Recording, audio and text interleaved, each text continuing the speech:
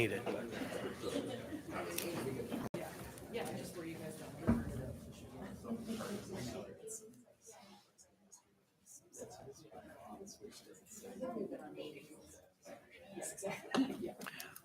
All right, why don't we go ahead and get started?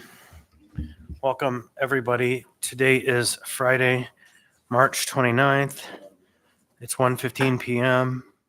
We're here for a work session scheduled till 2:45 on the topic of the Seward Glen Connection Planning Environmental Linkages Study. We've invited and respectfully are glad to have in attendance Alaska DOT's Central Region for a discussion on the progress through their public notice period for their proposed project through the Glen and Seward connection there. So with that, we'll do introductions. Karen Bronga. Anna Brawley. Christopher Constant. Felix Rivera. Daniel Voland. On the phone, Mr. Salt. Randy Soul here. Thank you, Mr. Myers. Yes, sir. Thank you, Mr. Chair. Thank you very much. And from the state, why don't you go ahead and say your name and your title? Galen Jones from Alaska DOT. I'm a project manager. Taylor Horn. I work for a company called HDR with DOT, and I'm the deputy project manager. Luke Boland with DOT, Central Region Pre-Construction Engineer. And I'm Lindsay Hyduk, the Director of Community Engagement and External Affairs with NeighborWorks Alaska.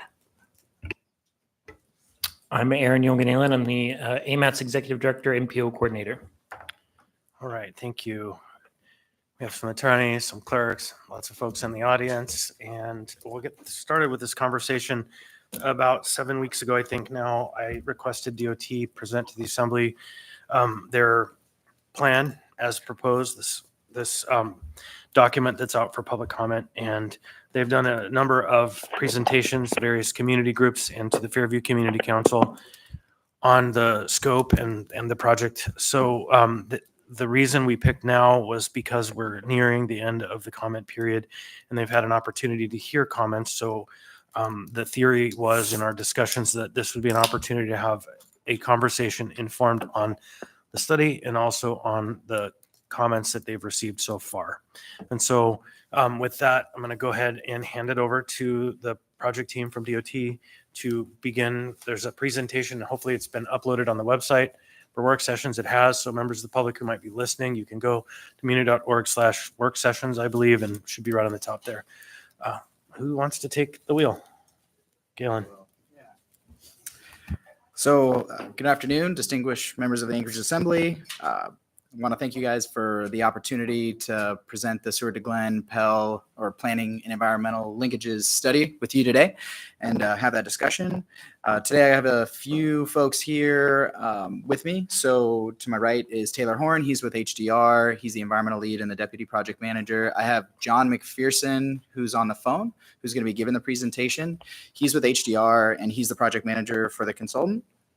And then Luke Boland, Central Region Pre-Construction Engineer with me, and then a few more DOT folks in the audience. So in a minute here, John's going to run through the study's proposed goals and its purpose, and then our strategy on how to accomplish those goals. Also, what we've learned so far in this public comment period from stakeholders, which has been really valuable, and then also where we go from here. So, I just wanted to make sure everybody knows this is the first step of the alternatives development. Many more steps to go. It's not the first chance public will have the opportunity to weigh in on these alternatives. And we're getting some really good comments on refinements we could make before we start looking closely at the impacts and performing the screenings analysis. But just wanted to, also emphasize that how critical the Assembly's input is on this matter, being in Anchorage and having the potential to change the transportation and livability and community cohesion in this community for generations to come. So just really appreciate this opportunity. With that, I will hand it over to John McPherson. Thanks, Galen. Can folks hear me in the room? You are pretty quiet. We'll see if we can turn the volume up on our end, but it might need you to be a little more robust. Okay.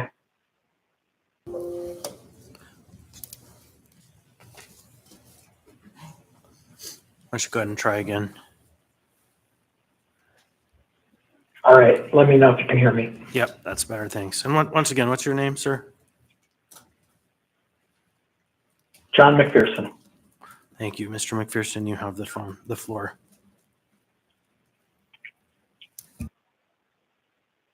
All right. Well, I'll get started. And I understand the clerk or someone's going to move the slides. Yes.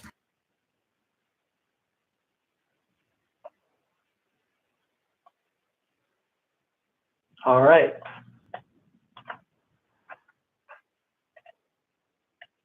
So we are doing a planning environmental linkage study, and a planning environmental linkage study is basically a way to merge some of the NEPA decisions into the planning phase. It allows for a robust public involvement process. By doing some of the National Environmental Policy Act work up front, you can accelerate project delivery. And, you know, PEL is a pretty flexible process. So we are just in the middle of this. We have preliminary alternatives, and we want to share where we're at with you today.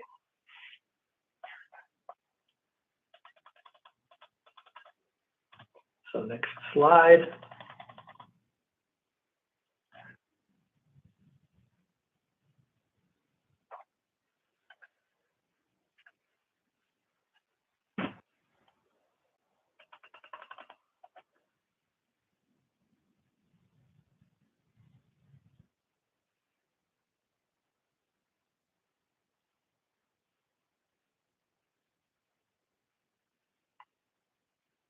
This slide has been moved.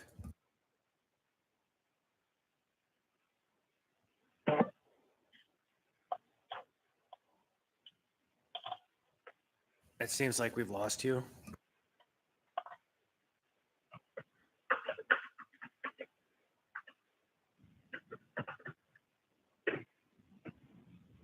Mr. McPherson?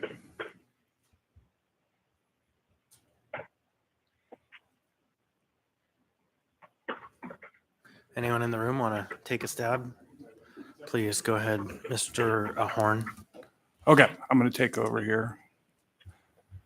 Okay, so we're on the slide. So this slide talks about the PEL study area and the context, kind of the background.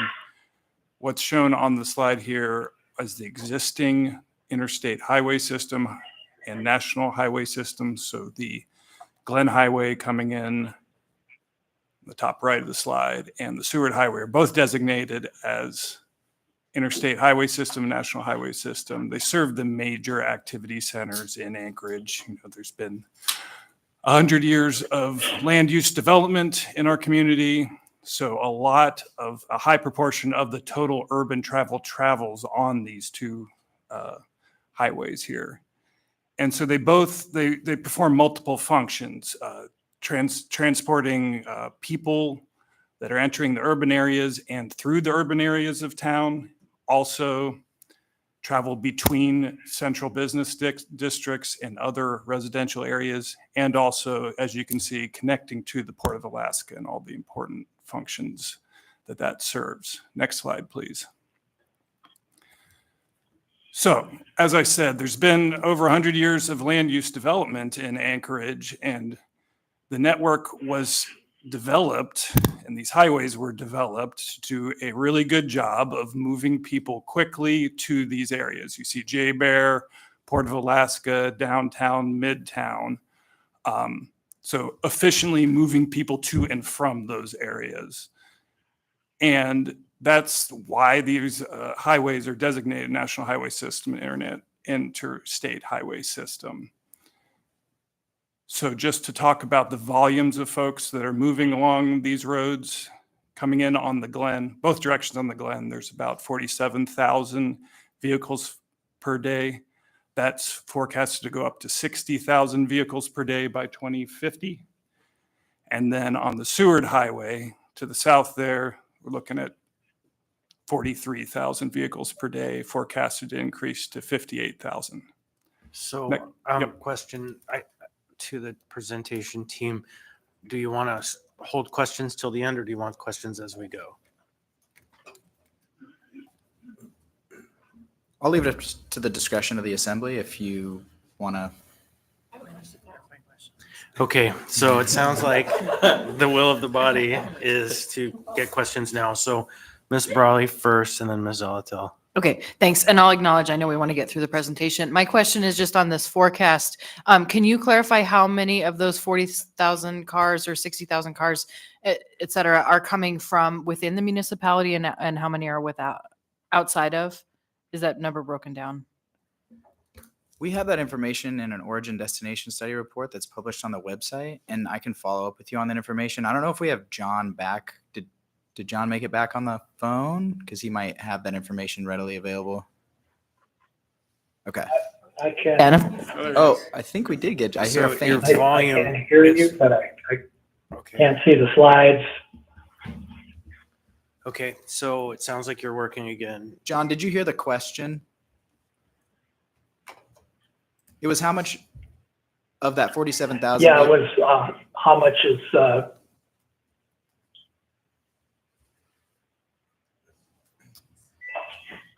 yeah, I'm sorry. There is a delay. It's a little hard to follow from just being on the I would phone. say just in general, the amount is, well, I don't want to misspeak. So, but in general, our origin destination study does say that most of the traffic is derived in and destined for areas within the study area.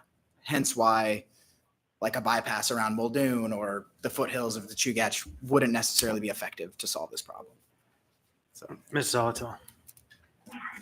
So similarly on the forecast number, I guess what I want to know is what goes into that forecast number, because we see forecast numbers all the time. And frankly, for decades, we're not meeting those forecast numbers. Population isn't growing.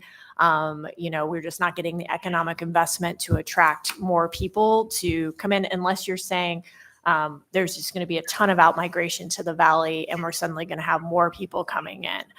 So if you can, if there are three major factors you're using or something in a nutshell, that would be great. Or if it needs more investigation, but all of the studies we look at, through AMATs or otherwise, the forecast numbers have been wildly off. I can provide a little bit of context. I could take a stab at that. Yeah, that'd be great, John. Thanks.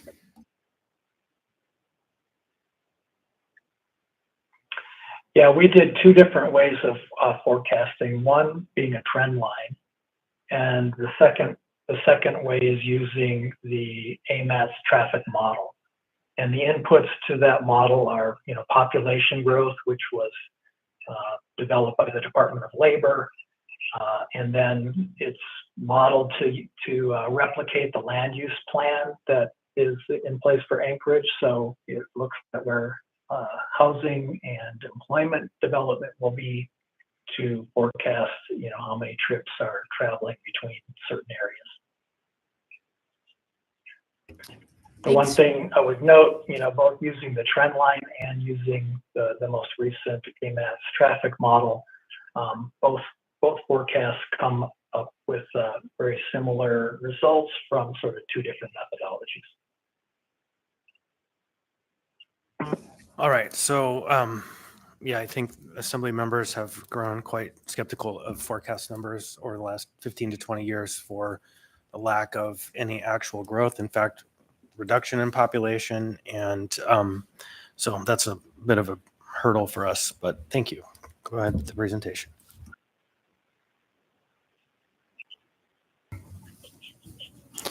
Okay, can we go to the next slide, please?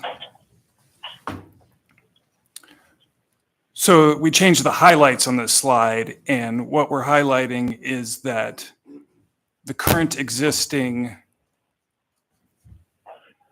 system, the national highway system, the interstate system, are currently inconsistent with the local plans that are adopted in the Fairview neighborhood and the downtown plans.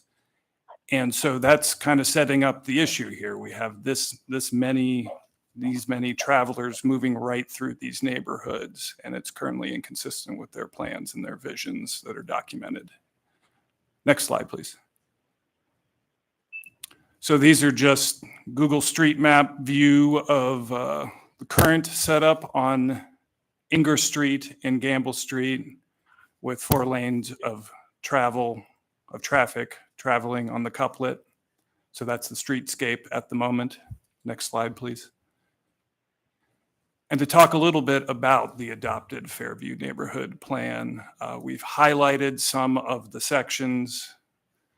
I'm going to just read from there in the blue call out. It says there's a lack of coordination and clarity has resulted from in a flight of capital from Fairview's core. This plan, referring to Fairview neighborhood plan, calls for a resolution related to this corridor, the highway corridors, and consolidation of the Glen and Seward Highway connection into one project that would receive funding to finalize the corridor study. So a bit of the context is that there was a prior project known as Highway to Highway, which was an EIS, Environmental Impact Statement, that was stopped midway through before there was a final decision on it. It was stopped by the governor's office about 2010, 2011, and it kind of resulted in the neighborhood not knowing, and folks all in our community not knowing what the next move is here for the highway connection, if there was going to be one. So I think we see a bit of that reflected here. Also, some more quotes from a little further down in the neighborhood plan. Talks about visions for the local streets. So we're talking about Gamble, would be reducing Gamble to 3 lanes, improving sidewalks, and adding street amenities. They also talked about funding and plan for the Seward to Glen Highway Connection Network, looking at that, and creating a greenway connection with a hydro alignment.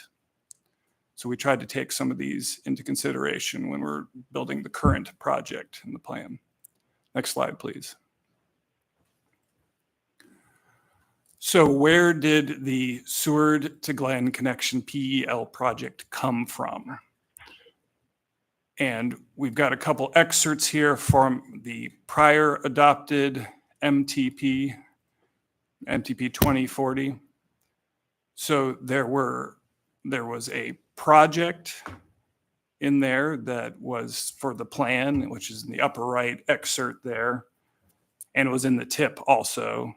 It was the PEL description, and that was to identify a PEL study to define a vision for the future of this connection, identify resource concerns and opportunities, and develop reasonable alternatives.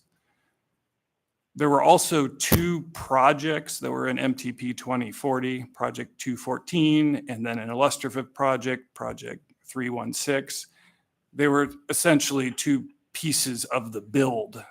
And they said to call, so that first one was to construct a freeway connection between 20th Avenue and Airport Heights, interchange, and reconstruct Ingra and Gamble Street. So just to be clear, these were in the prior MTP, and they're not in the current MTP. But the first one I described is where this PEL study came from and the funding for that. Next slide. So here we are. We're talking to you today about the Seward and Glen Connection PEL. What are the study objectives? These are derived from the first year or so of outreach we had to build a purpose and need statement, talk about objectives, many meetings with community members. So we coalesced around some objectives, including reducing conflicts and improving safety in the study area, reducing regional and local travel conflicts and improving connections for all modes of travel, providing economic and redevelopment opportunities to remedy the impacts that Fairview has suffered for more than 50 years by having those highways, that traffic move through the neighborhood on the surface, and to help implement adopted plans. We're working with the 2040. Now there's an adopted MTP 2050 that has changed things a bit. Anchorage land use plan, and as I mentioned before, the downtown plan and the Fairview plan. So we're trying to take all of that into consideration. Mr. Horn, Ms. Brawley. Yeah, I had a question on the impacts. And again, I should go back and read this in more detail, and I will do that. On the point about remedying impacts, and you characterize that as really the traffic moving through the neighborhood, and I will not at all disagree with that. Is the impact also documented on basically the uncertainty of this project and the effect on property values between Ingra and Gamble? Like, is that going to be in the report as an impact? Yeah, through the chair, Ms. Brawley, absolutely. There's divestment in the community due to the uncertainty of where a freeway connection, if one is necessary, would go. So we're trying to answer the question once and for all, is a freeway connection necessary? And if so, where would it go based on community input and our impacts analysis? And I would add one wrinkle to that. It doesn't contradict it at all. When the Fairview Neighborhood Plan was adopted, first passed through the Planning and Zoning Commission, the Planning and Zoning Commission chair added a finding that the project as it is, without moving forward, is a taking on the neighborhood. That finding was adopted and implemented in the plan, and that was in 2013. It was recognized at that time that all of those factors are happening and no action is a continued taking against the neighborhood. So it's not just a presentation and proposal of DOT today because of this study. It has long been found in the formal record of the municipality that that is the case. Thank you.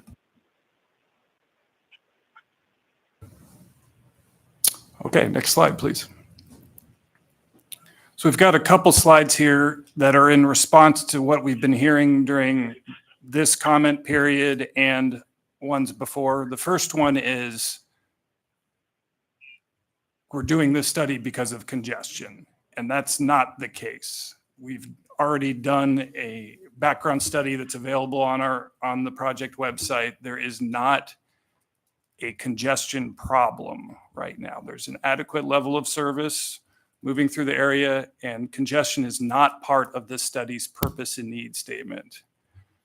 So the study's trying to reduce travel times, particularly and so that another misconception is that the study is trying to reduce travel times for people driving, particularly for commuters that are coming from outside of Anchorage and moving through the area.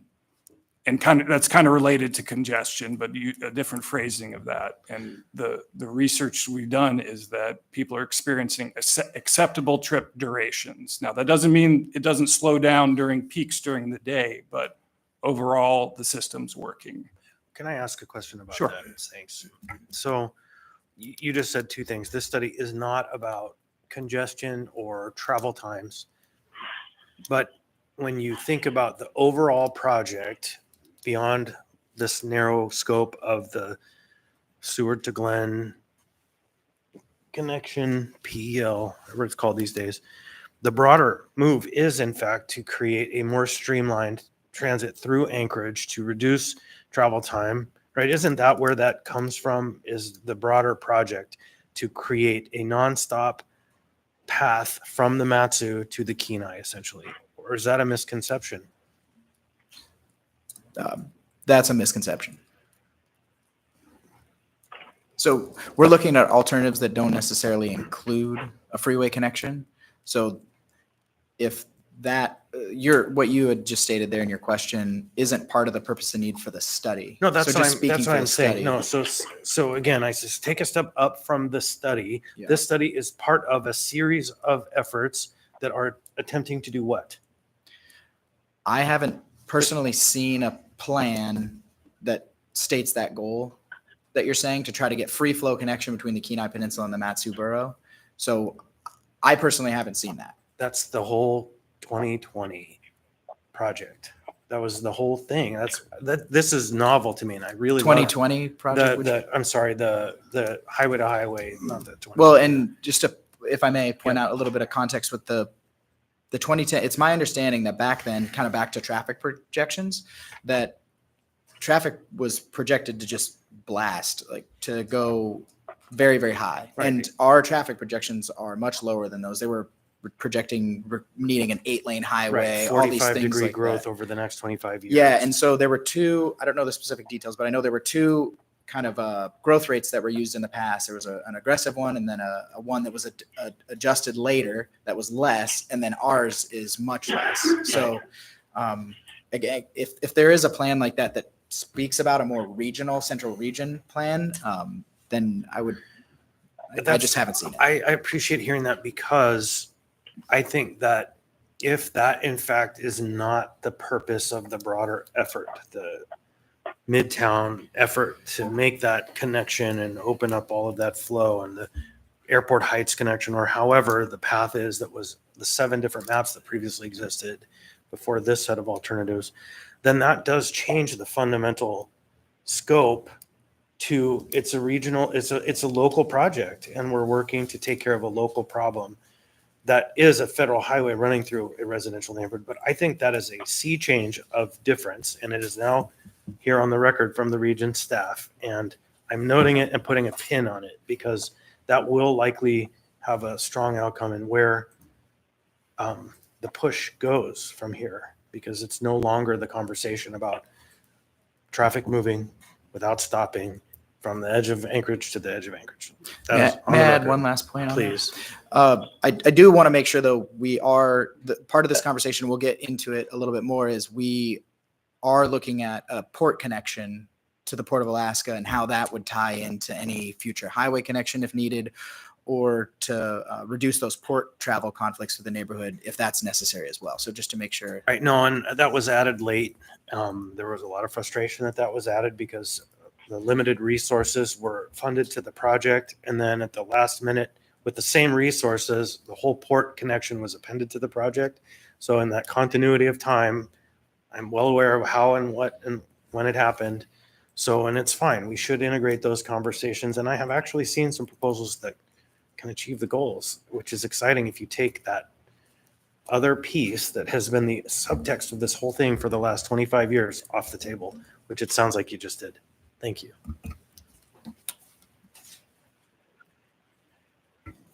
Now, if I might just add one point. Please, go ahead.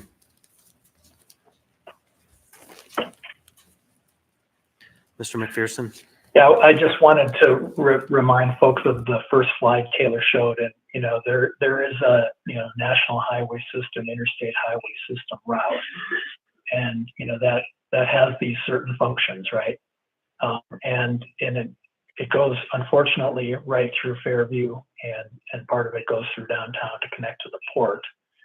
That traffic is still, unless we find someplace else for it, it will still be on those same routes. And as you'll see, I think as we move through the presentation, part of what we're trying to do in terms of reducing those conflicts is to find a place that reduces the impacts to Fairview, but also still tries to fulfill the function of those facilities. All right, thank you. Okay, I'll continue with the second half of this slide.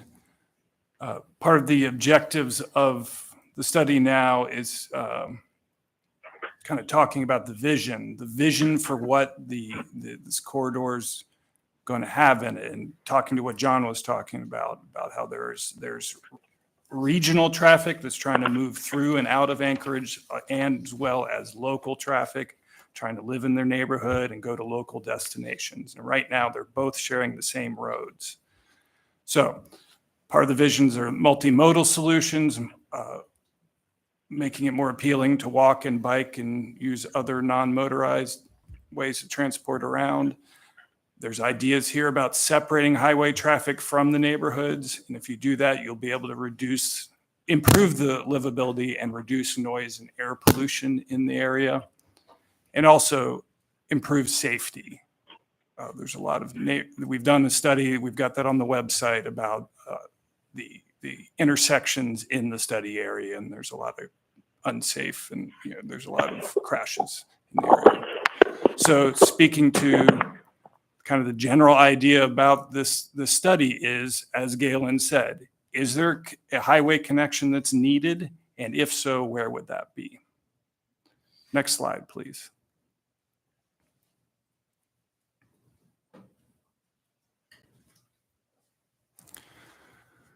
So we're going to get into the preliminary alternatives that have been presented to the public that we're currently looking for input on. So there are two alternatives that have no freeway connection. That's a no action alternative and a alternative that looks to implement what has been adopted in the MTP 2050. And there's two general categories of freeway connection ideas. The first one is grade separation, so keeping the highways going through Fairview, but separating the grade, essentially sinking the high-speed traffic, the regional traffic down lower and allowing connection with bridges, overpasses, and also a bypass idea of going further south around Morrell Field to avoid the neighborhood in general. So those are the categories. So we'll get into those right now, generally. Next slide. Thank you. So what's the no action alternative? This is required because when John was talking, this is a pre-National Environmental Policy Act study. What NEPA is a required environmental process that goes through for all federal aid highway projects. And you have to look at a baseline, basically. And so we have to look at what would happen if nothing was built. And that provides a basis of comparison for the other alternatives. So in this no action alternative, there'd be no highway connection. Gamble and Inger would remain an 8-lane couplet, and 5th and 6th would remain six lanes.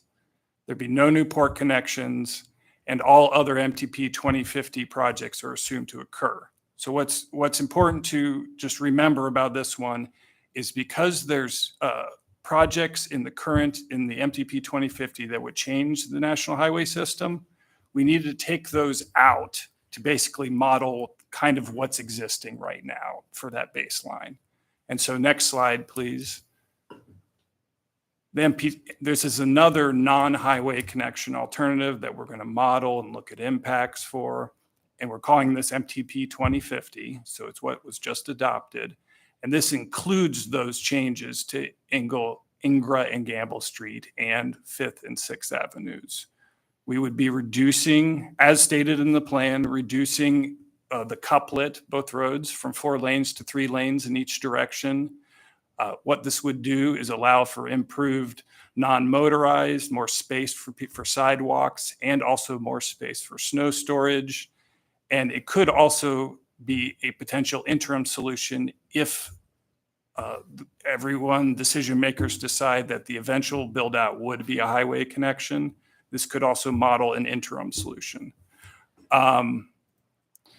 And just to follow up on the road diet that's adopted for 5th and 6th Avenues, that's in the MTP 2050, that's reducing from 6 to 4 lanes and has similar non-motorized and snow storage improvements.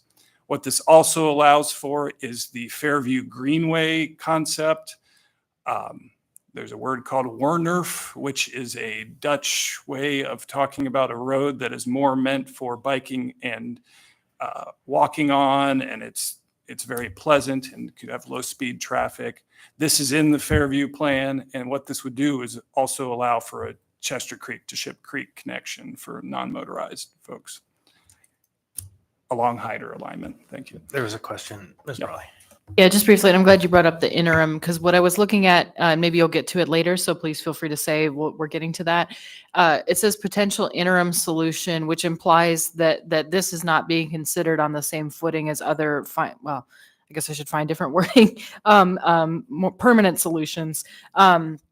So what would make this elevate to the level of a potential permanent solution? Through the chair, thank you for the question, Ms. Barley.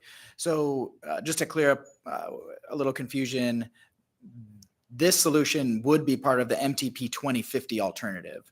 So not contingent on a freeway connection alternative being the final recommendation and choice from legislators like yourself. And so if there was, though, a choice to be made to have a freeway connection, this one could potentially work as an interim solution. So we're going to look and see if it works by itself without a freeway connection.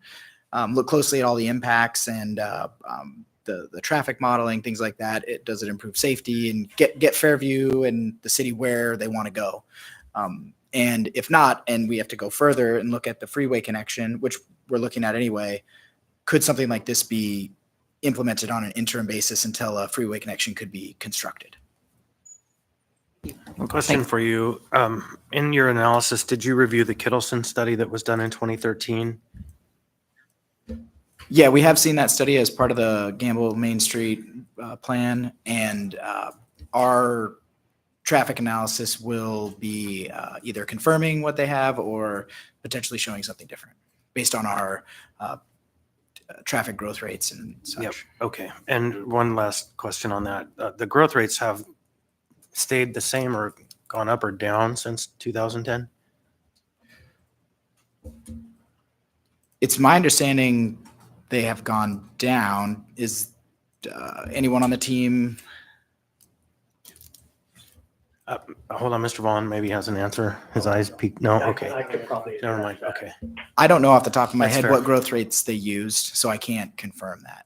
But it's my understanding. No, not what they used in that study. No, I know, but if they've gone up and down, so Okay, since then, yeah. right since then. So it's my understanding, as I mentioned prior, that growth rates used to be higher. Now they're calculated lower. That's the projections that you talked about before. So that would be a great The question projections, to put the correct. pin in. Is like the projections that we had have not projections, actuals, the rates of numbers of trips per day. You said 47,000 or whatever it is.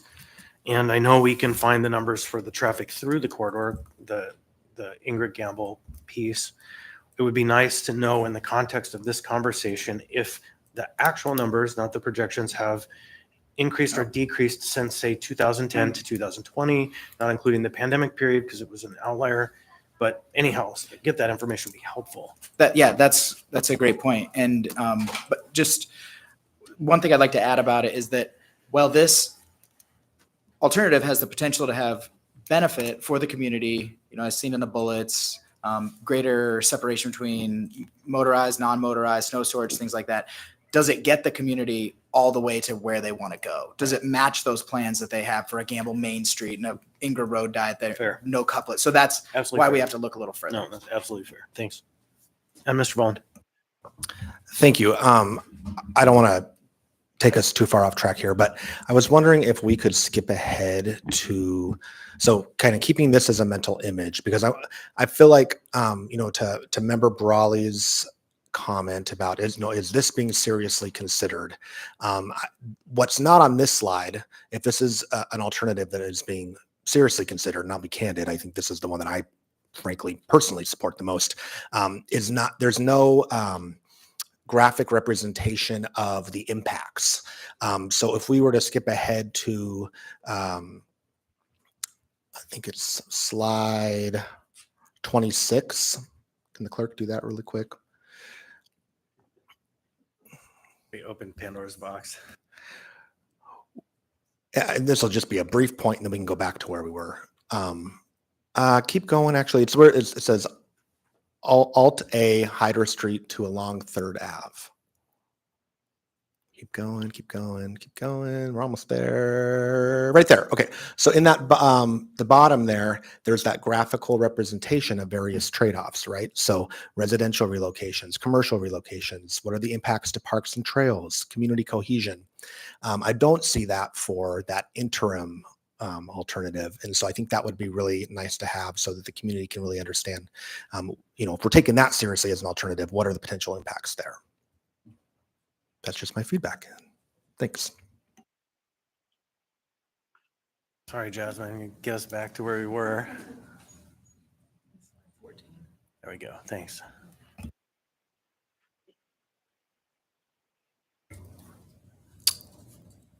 Okay, we can go to the next slide, please.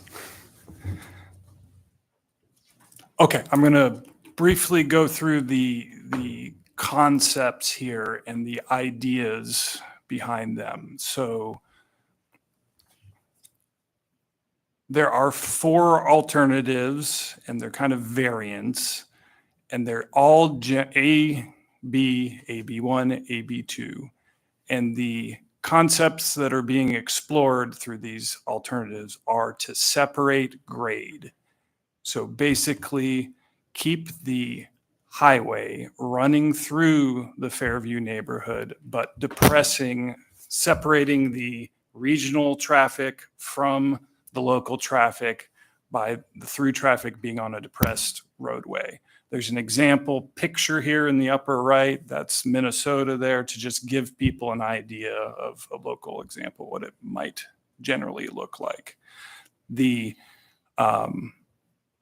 local roads and non-motorized crossings could go over this depressed highway. There's also opportunities for mitigation, like what's commonly called cut and cover, whether that's blocks or the whole thing. But the difference between the alignments are where that mainline road is oriented. There's also the ability, and what we've tried to do with each of these in the red boxes you can't read on this screen, but you can see online, is they're showing those MTP projects. So that is the lane, by moving traffic on some of these regional traffic to a depressed highway, that opens up Gamble and Ingra and other streets to be able to do the visions that are incorporated into the 2050 plan and the local plans. Ms. Brawley. Yeah, I wonder, so this looks like another local example, which is the railroad overpass over on Northern Lights. And I know that's an area that has had serious drainage issues over multiple years. I know the community has brought that up. I just wonder, have you guys in these alternatives talked about what kind of drainage is necessary to avoid basically water and ice building up on that lower part? Through the chair, the topography sort of lends itself pretty fortunately in this situation, because you have Chester Creek on the south end that's lower, and then the Ship Creek drainage basin on the north end that's lower. So really you could grade the roadways to drain and have storm drain systems that collect water, snow melt. In a recessed situation like this, though, the maintenance would be increased due to having to haul the snow out. So those considerations have been, those have been considered. However, we'll be diving into them in more detail when we start looking at the alternatives and the cost, because maintenance will be a consideration of the cost. Fairview and all of their pie-eyed optimism would suggest a snow melting cistern system along the road, so it just melts. But Mr. Rivera. Yeah, thank you, Mr. Chair. So that question from Member Brawley actually makes me think, how is climate change projected into any of these alternatives, in particular levels of precipitation? Those would be considered when during the environmental and design phase, when thinking about infiltration basins, size of storm drains, piping, things like that. So at the planning phase yet, or where we're at in this study, they have not been tackled yet. Thank you. Go ahead.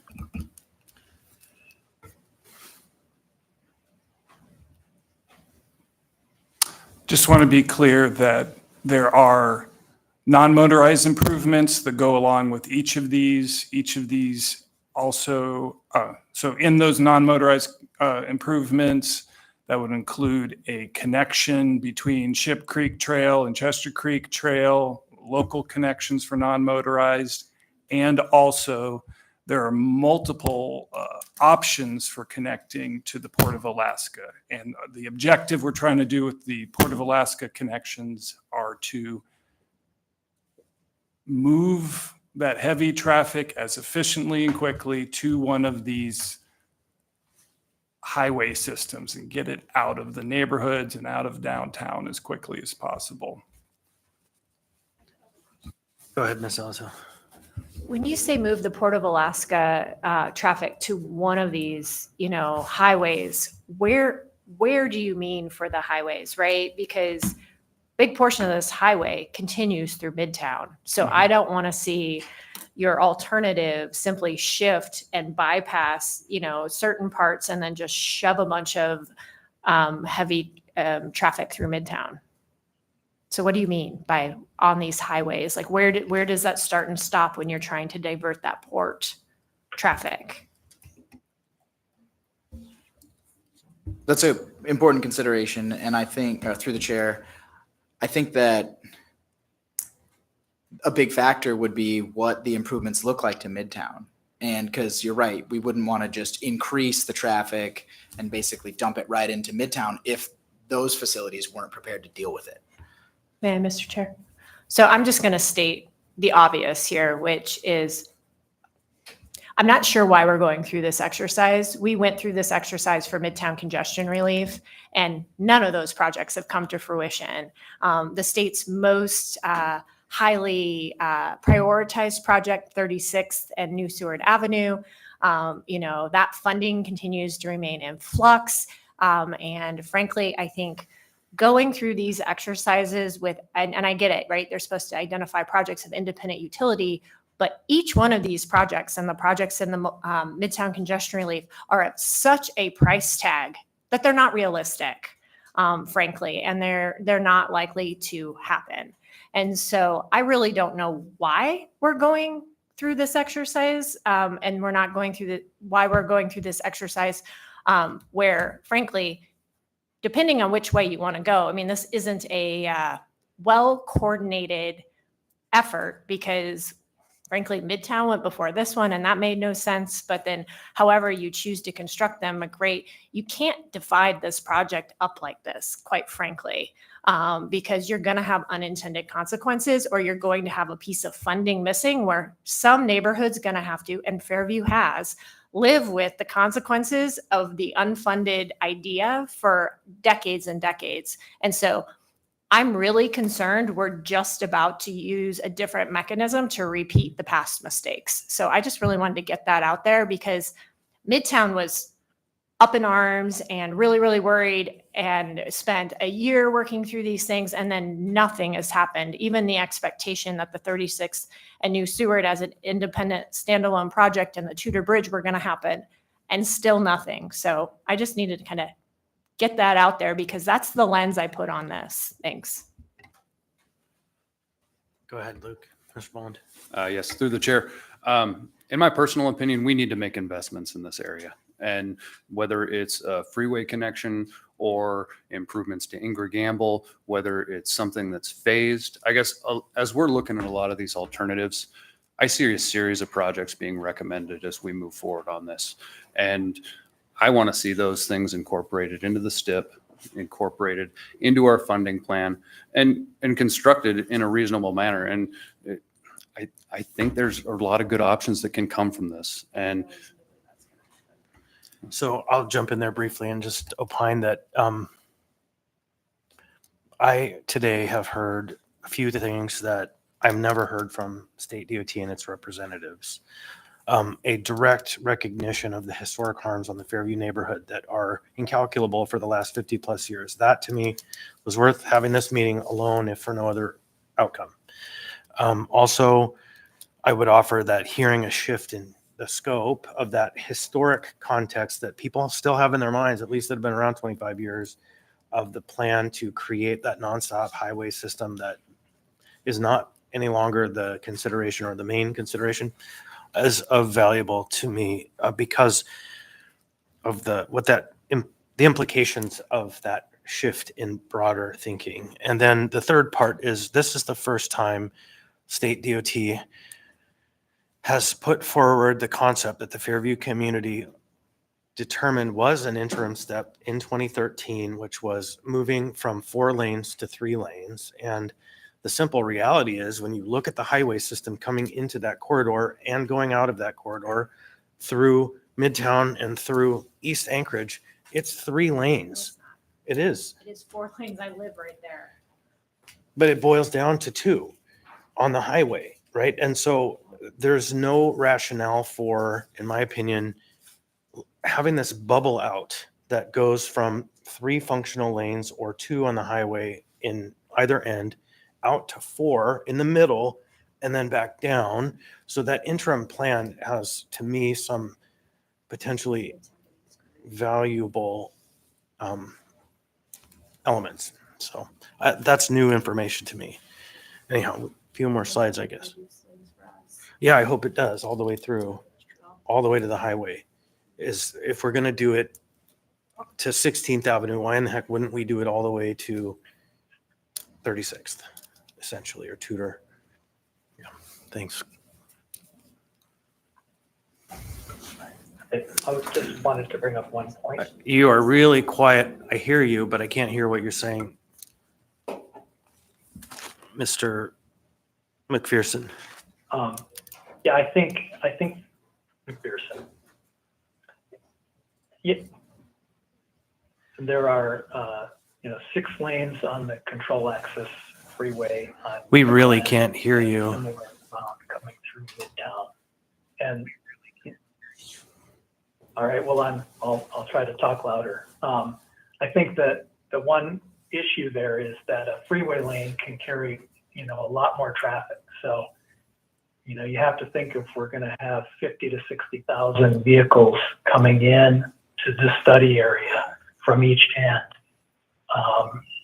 they're going to be on those surface streets unless we do something about this, right? So if we reduce the lanes, there may be congestion.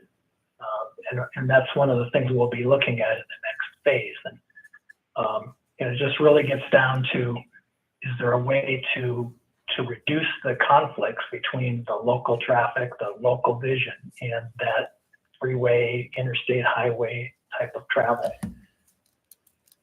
Right. I just don't think anybody at the policy table is willing to concede at this time the anticipated growth of traffic trips per day. I don't think anyone's ready to concede that, but we're willing to hear the study and get the data. And also, I think there's a lot of skepticism about the scale of investment required to achieve certain goals, which again, the whole point of the study is to put a scope around that and generate some idea of what it will cost and how it would work. But then there's that kind of reality check that we run into. Is it going to be 50 years from now then that the neighbors have to wait to get relief from a problem we recognized 25 years ago? So 75 years, they finally get relief because we're waiting for the ideal, which speaks to the interim plan and the question some people have of maybe the interim plan should be the long-term plan, and others say, well, but that doesn't solve the problem. So I think we've come to the nut of this whole process. Very interesting compared to where we have been for the last many years, with still some tension clearly on how the pieces are supposed to work together. Thank you. Let's proceed. Can we proceed to the next slide, please? Okay, so to remind folks where we were, there are 3 categories of alternatives we're presenting: the no highway connection, the depress a highway through the Fairview, kind of on similar alignments, Ingra, Gamble, Hyder in between, including one that was described in MTP 2040, which is alternative A. And now on this slide, these are bypassing that area entirely. And there are 3 alternatives that basically coming in on the Glen, if you're coming into town, you get to the Airport Heights intersection, and then you cut between the airport and the backside of the hospital. And there's 2 ideas about going up 15th with the depressed highway through there and making a turn, or going through public and park land and cutting across via a viaduct to then connect to the Seward Highway near Chester Creek. So those are a general. So the concepts being explored with these alternatives are to take that regional traffic out of that neighborhood entirely, freeing those streets up for the planned improvements. And there are we know there's going to be a significantly fewer residential and business locations, right-of-way needs, and there's trade-offs involved with these also. So those are a general review of the categories of the alternatives. Next slide, please. And getting to the different concepts for port traffic, the ideas are to get port traffic to a highway interchange, to reduce industrial traffic through commercial and residential areas. And so with each of these alternatives, you'll see a couple options, whether it's going further out of town and using like a Reeve connection or something closer. There's, in a way, it can be kind of mix and match with some of these. We're exploring the port connection options also to get that heavy traffic to the national highway system. Next slide, please. With each of these alternatives, there are improvements to local street and non-motorized connections. I've already spoken repeatedly. We're trying to accommodate the Gamble Main Street and the Ingra Complete Streets concepts when possible. Also, if on the alternatives that have the depressed highway through an alignment in Fairview, there would be non-motorized bridges or motorized bridges basically crossing over that facility to try to enhance connections there. And also regional trail connections, that Ship Creek to Chester Creek connection possibility. Next slide, please. Making room for Gamble Main Street. I just spoke to the side. Next slide, please. And regional trail connection. We're trying to accommodate that in every scenario here. Next slide, please. And by that, the idea about, for the alternatives, the C1, C2, and D, thereby moving that regional traffic out of the neighborhood, out of the surface streets there, that would also be a way to free up the streets in Gamble, Ingra, and Hyder for the visions that are included in the MTP and the local plans. And also for 5th and 6th Avenue when you're not running traffic, quite as much traffic north of the airport. Next slide, please. Ms. Brawley. Yeah, and sorry if this repeats anything when I was out of the room. Has there been discussion about impacts on Alaska Regional with this alternative? Because you're basically saying you would put a highway near a hospital. Yeah, through the chair. We sat down with a few folks from Alaska Regional Hospital, had a really good discussion with them, got to hear their concerns. Mainly their concerns were construction noise and impacts during construction, air pollution, things like that, primarily during construction. So, they acknowledge there are freeways near hospitals and other places, but we're going to look closely at what those impacts would look like and keep in close touch with them and make sure that they understand all the impacts that we're looking at. Thanks. Thank you.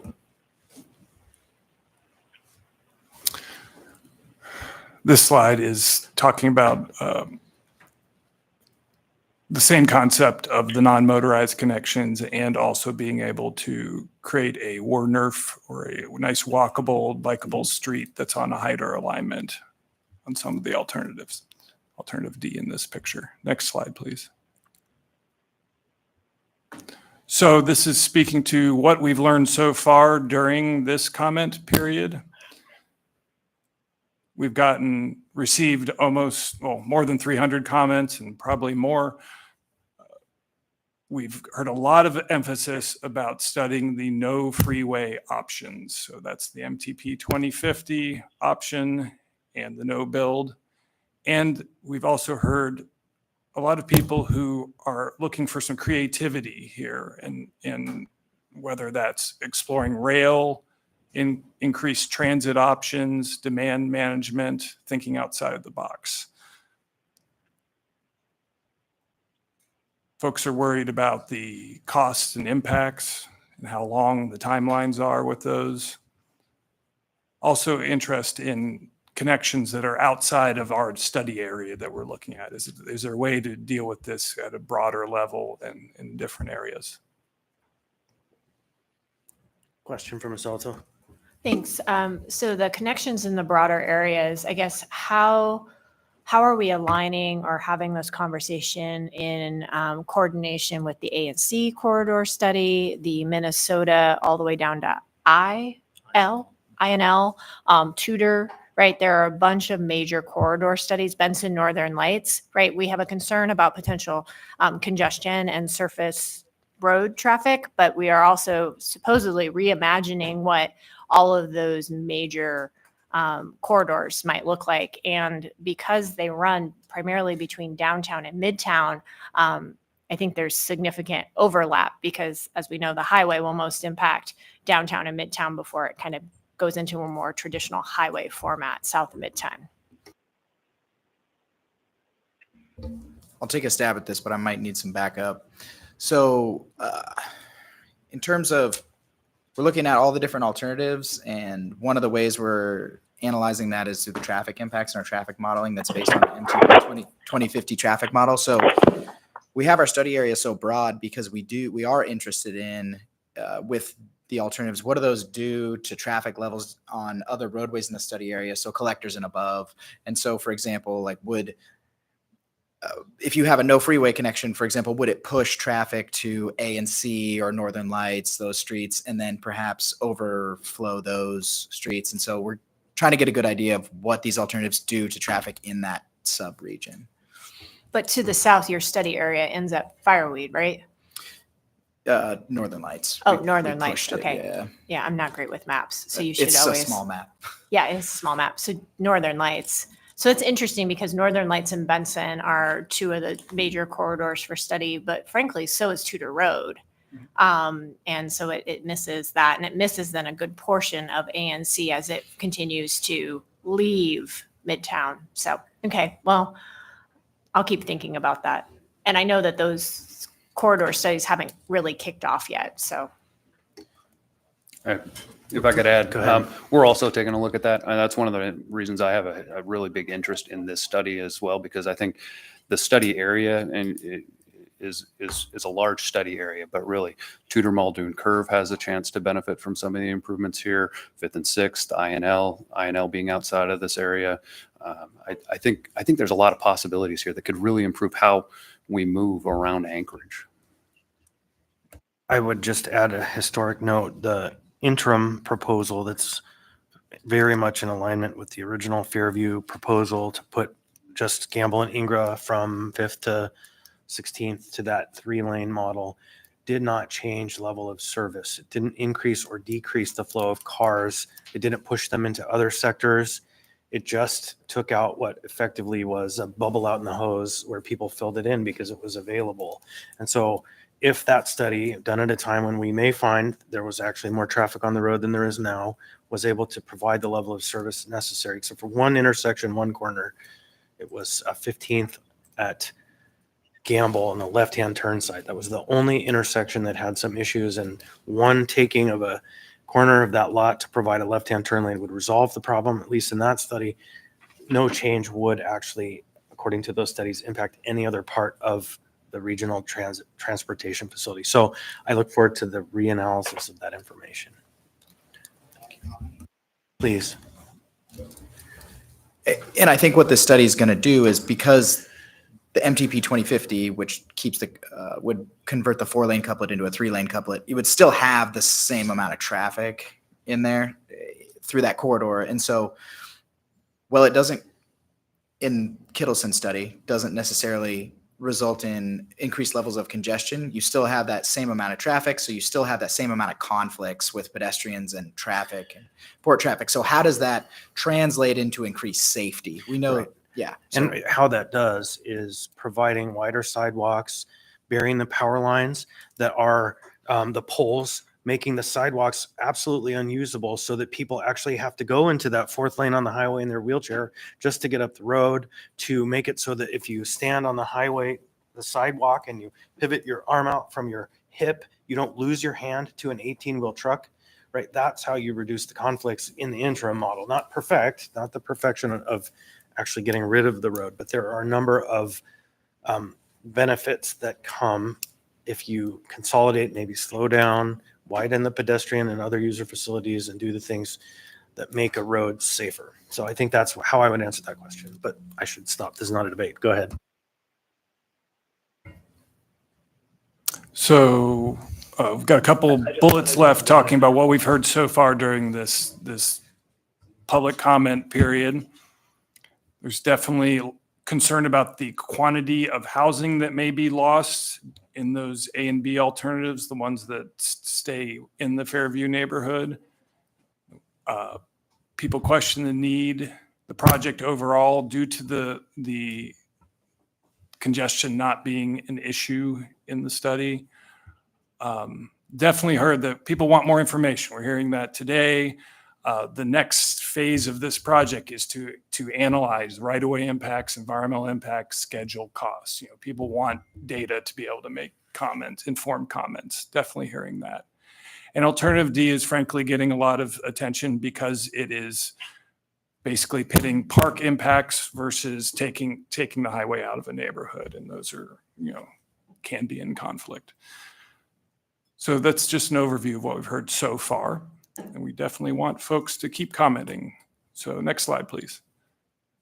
And this is where we are. We are here. There's a public comment period. We're looking for comments through April 7th.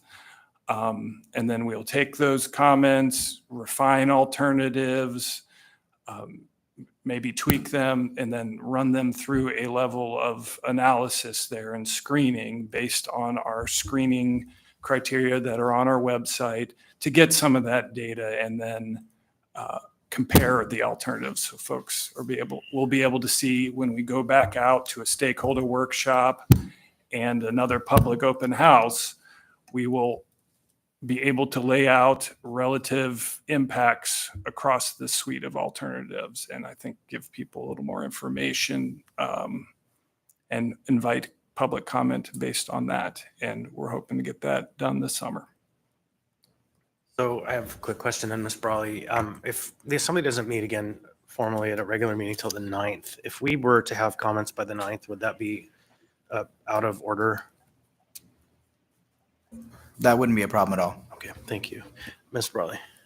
Yeah, thanks. So I am going to say that I am a planner. I'm not a transportation planner. So I have a pretty deep level of ignorance on a lot of these processes, but I'm baffled by the idea that there would be preliminary alternatives released before any kind of cost study. So can you walk me through kind of what the basic steps are and where project cost comes into the conversation? Because again, that seems strange to me, but I know this is a whole world that I'm not familiar with. So maybe you could speak on that. Yeah, through the chair. Thank you for the question. Well, I do admit it's sort of what comes first, the chicken or the egg. The best process that we decided to go through with was to release preliminary alternatives for public comment so we could get suggestions on refinements. So perhaps, could you shift the highway to the left or to the right to avoid all this, or different institutions or resources? Could you slow the speed so this curve doesn't hit a certain neighborhood? Just as a few examples. So after we get those suggestions for refinements, we can make those refinements and engage stakeholders again to make sure that's in line with what they envisioned. And because there are so many alternatives and because the cost estimating process would take so long, we didn't want to have to do that twice.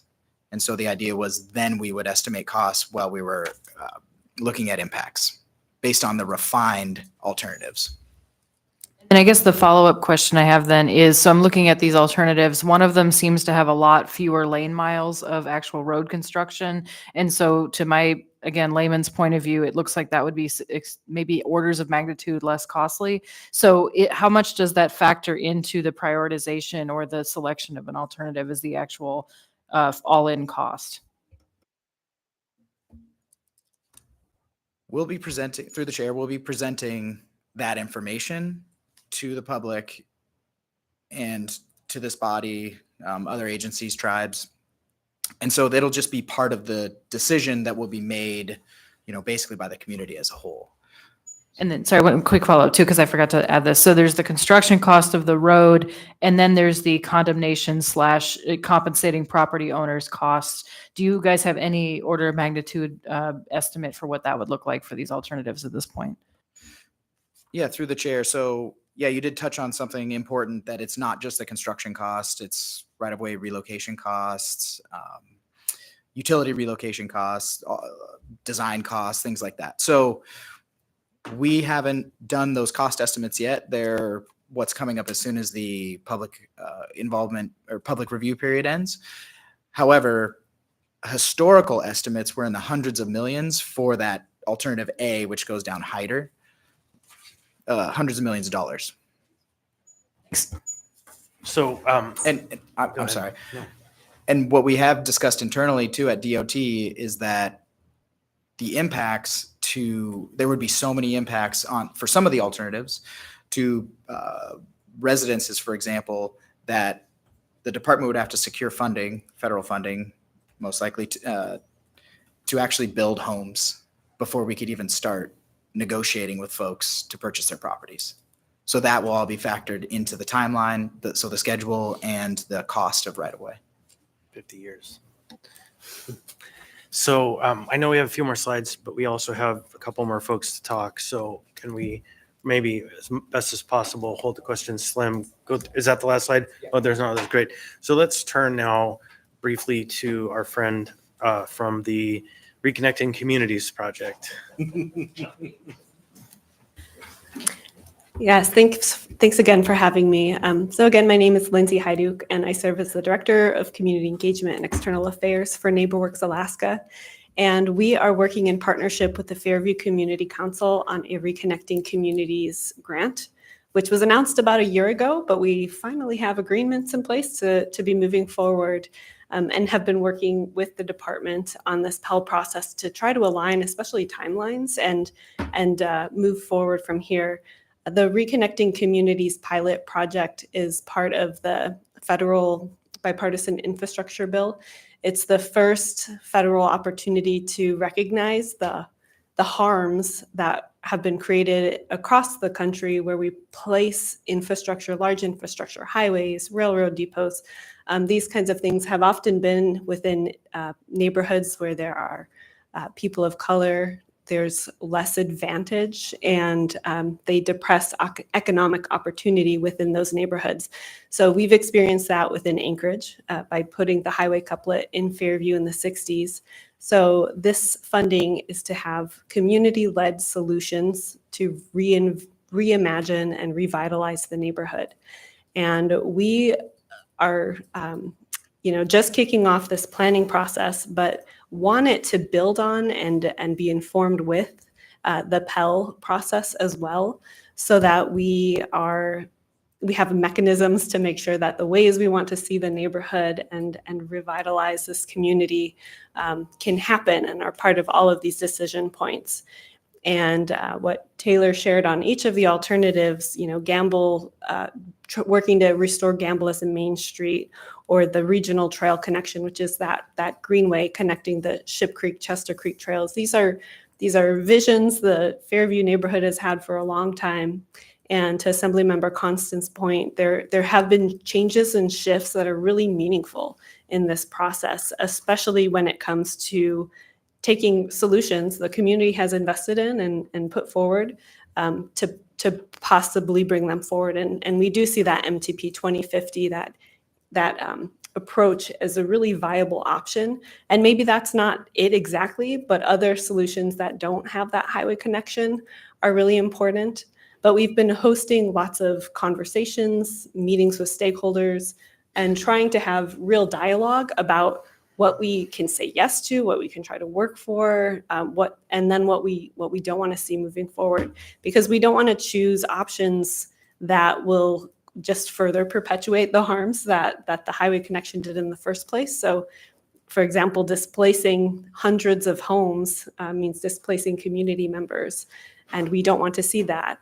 Or if we select an alternative and then because of cost, because of impacts, we don't ever move it forward, as other folks had said today, we would again just be moving that trail for disinvestment into other parts. And so it's really difficult conversations to be having, but we're really trying to ground it in what the future could be within the neighborhood and make those shifts and changes. So our Reconnecting Communities effort We're still bringing stakeholders together, including tomorrow and throughout the next week. Resolutions are still being put together in coordination with different community councils so that there's not just a shifting of where the impacts will land, and are really trying to work through some of those difficult questions and conversations that many of you brought up today in this dialogue. So I don't think it moves, it really just keeps aligning the conversations we've been having. And then we also hosted Anchorage Design Week to have really creative ways to have these types of conversations and not just get stuck on the no, but the yes. What are we trying to work towards and what do we want to see within the community? So have been working closely on that. But we're excited to finally be able to move forward with the planning effort in earnest. We have been and will continue to meet with and coordinate with the PEL team, with the department, and are really hopeful that we can come to a place where the decisions that we make, we can all move forward with, and that our effort with community-led solutions will build on these alternatives. But we do have major concerns about some of these options and are really trying to find that place of what can we say yes to, what can we really promote and push. And when we hear the department say, is a highway needed? And if so, where? It's that is a highway needed piece that we're still really pushing on. It's that forecast. It's what solutions could meet the needs and the goals that the community has had and have that really meaningfully reviewed and shared in this next phase of the process. So we keep hammering on that. They've heard it from us many times. And so just want to share some of that context that the solution it's not an easy solution. And so we're really working to have a lot of dialogues and bring stakeholders together to have those conversations with each other. Thank you, Mr. Young. Oh, did you want to? No. Okay, go ahead. Aaron. Hello, I'm Aaron Yongan with AMATS. Before I get too into this, I just want to let you know the comments I make today are just AMATS staff comments. They are not the policy committee comments. So please remember that as you ask questions or move forward. So AMATS staff provided feedback on this project. We had 9 bullet points. A 10th one was added by the Technical Advisory Committee. So I just want to do a brief overview of those real quick because I know we're running out of time. The overall feedback is we're really concerned about this process because it seems to be so focused on the highway connections. It doesn't really focus on the local connections and how to benefit that. I mean, you have one of the alternatives has cul-de-sacs being added into the community. That's not really the best way to help with connectivity of the local users. We also have a concern about cost. As a transportation planner, it's our responsibility as in AMATS to say whether or not alternatives that are brought forward can be paid for. And no, I'll say it right now. We can't afford this stuff. If you need more examples of that, look at the current STIP that was approved. All the projects within the Anchorage area that are part of the NHS were removed from our area because they couldn't afford all of them. So we as AMATS are put on the hook when we have to put these kind of projects in our long-range plan and show that they are affordable. And in the past, we've done that, but things are kind of readjusting, so I'll get off of that. And then also maintenance. Maintenance is a huge concern because when you accept federal dollars, you have to be able to show that you're going to be able to maintain the systems. We can't maintain our systems now, both in pavement and winter maintenance. It's a struggle for all of the agencies. And when you look at these alternatives here, it looks like a massive amount of pavement is being added because it's not just the highway, it's all the other stuff you have to do in addition to it. So we're concerned by what's being shown. And I'll make one comment that wasn't in here based on what I've heard from people, because it's been continually said that over and over again, you're going to get 50 to 60,000 people in your neighborhood. That's only true if people aren't changing their mode choices or are forced to drive everywhere. Part of what the 2050 started to look at is what if we start giving people better choices or different choices to look at to where they don't have to drive everywhere. And I think that's one of the key things that's missing from this PEL is that option of, okay, maybe we don't want 50,000 people through the Fairview community that's been happening. Okay, well, there are other things we can do to get them out of their cars. Work from home, increase our rideshare program, which is a top in the nation. Like there are so many other options that need to be looked at. The whole planning piece is kind of missing from this study. And Yeah, and so on that, like transit doesn't seem to have been included in the alternatives. So we really recommend that the project team reaches out to the public transportation department and talk about how transit can help offset some of these traffic numbers. And really just the innovative solutions are really kind of missing from this plan. I do want to thank the project team because they've been very receptive. Galen has been very receptive to meet with us and talk with us as AMAT staff to listen to our concerns and hear that there are concerns. So I think it's headed in the right direction. And I think this whole process is needed. So I don't want people to be like, oh, we hate this. No, we just think it needs a little bit of tweaking moving forward to help. So I'll stop it there. Thank you. Mr. Vaughn. Thank you. Aaron, can you speak to, I guess, staff perspective on the feasibility of the 2050 MTP or that interim alternative? Yes, so we actually did an analysis. So the 2050 MTP includes all those projects plus others like lane reductions on INL, ANC, Northern Lights Benson, I believe, 5th and 6th. So we looked at that as part of our overall modeling efforts, and we showed that the system is still able to function at an acceptable level based on VHD, vehicle hours of delay. So there would be a slight increase in VHD for road users, single occupancy vehicle users or freight users, but not to a level that would completely destroy the system. But what it did show is that there was an increase in benefit to other users of the system. That the idea of focusing just on one particular user of the system is not really what we should be doing, but kind of elevating everybody to a more equal level when they use it. Thank you. And if I could just follow up. Yeah, I think it's about supporting active transportation. And I think that requires high safety and high comfort infrastructure for non-motorized users. But from a cost perspective, recently the AMATS Policy Committee, we amended the MTP to increase the programming for the complete streets projects on Gamble and Ingra. There's also separate projects, utility undergrounding, et cetera. So when you look at the proposed alternatives versus that MTP 2050 alternative, from a cost perspective, would you say it's more realistic? Sorry, I get lost in my own head sometimes. Yes, so looking at it, the feasibility of implementing the projects that are part of the 2050 from a cost perspective is more feasible. Because like turning Ingra Gamble to a complete street, we have in there is $37.5 million for each road. That's something that can be funded through like the AMATS TIP, for example. Whereas hundreds of millions of dollar highway project is not something that can be funded through AMATS and would have to go to like the state or other grant programs. So yes, the 2050 MTP projects typically are more feasible when you look at them in comparison. Thanks. Ms. Alto.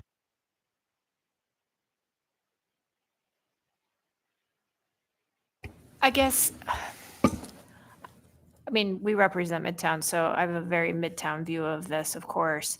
I guess I haven't seen, right, the 2050 deals, 50 MTP deals, like is what is suggested in the 2050 something that can be extrapolated to kind of take care of similar issues along, through town, right? Because that's really what I'm looking for. Like, what is this thing we're going to do to rectify the fact that a highway goes through a majority of town in a way that can actually be financed?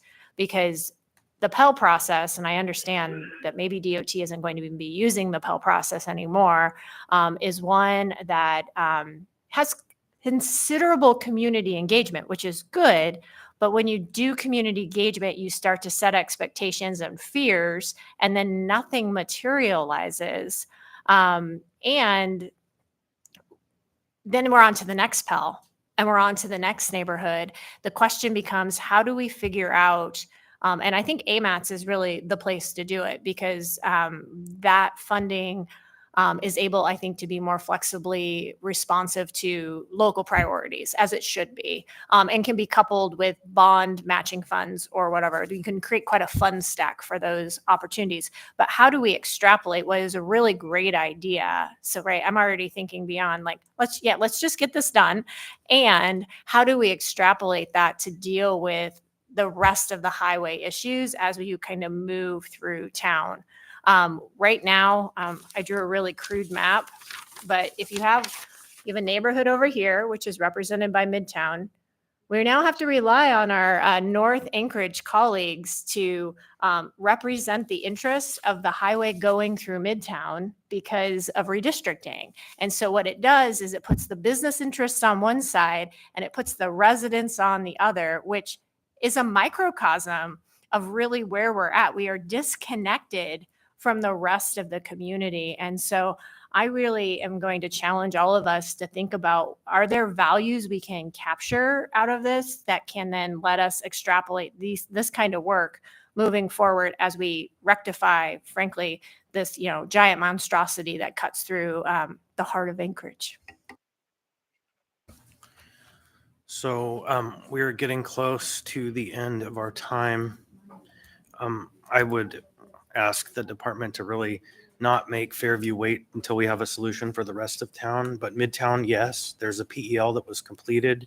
I'm hopeful that the document that is finished from this will have a section, not from the money that's supposed to be in this study, but another pool of money to fund, because I don't want even more money to be bled from this project, because we've already seen it cut and cut again to add more elements and postponed until after the Midtown project, even though it was in the plan first. But with that said, there should be some kind of a documentation of an analysis of how they link, whatever the outcome is, to ensure that it isn't just a line on a map that from one side of that line to the other, we just recreate the problems of the past. So, like you must in your planning processes, analyze all the various other documents and plans. There should be some analysis to that effect. How do these plans coordinate? Because the sales pitch at the beginning was always they were supposed to coordinate. But again, I wouldn't want to see that at the expense of this plan achieving its goal, because you already spent all that money on the Midtown project and already added the port to this project after the fact and made it smaller and all of those other things. So be careful in how you fund that, is my other comment. And I would just finally say, on behalf of the Fairview neighborhood, that I want to acknowledge DOT and HDR and how hard you've worked listening and taking in the stakeholder inputs from the Fairview neighborhood. Those of us who are around remember how the project started, at least the second go around after the Midtown project. And it was very bumpy and it was not very responsive to the needs of the community. And it is recognized that this effort didn't do that and actually came closer to achieving what a neighborhood expects in a public outreach process. So I have gratitude for you for that, and more work ahead. So any last comments from the department?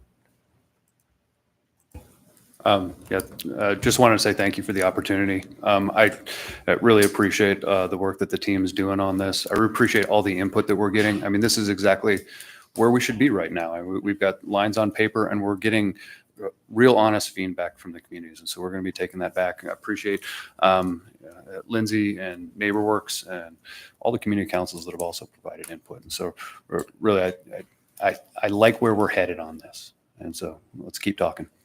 All right, thank you. With that, we will adjourn. There's another work session. Mr. Rivera will be chairing.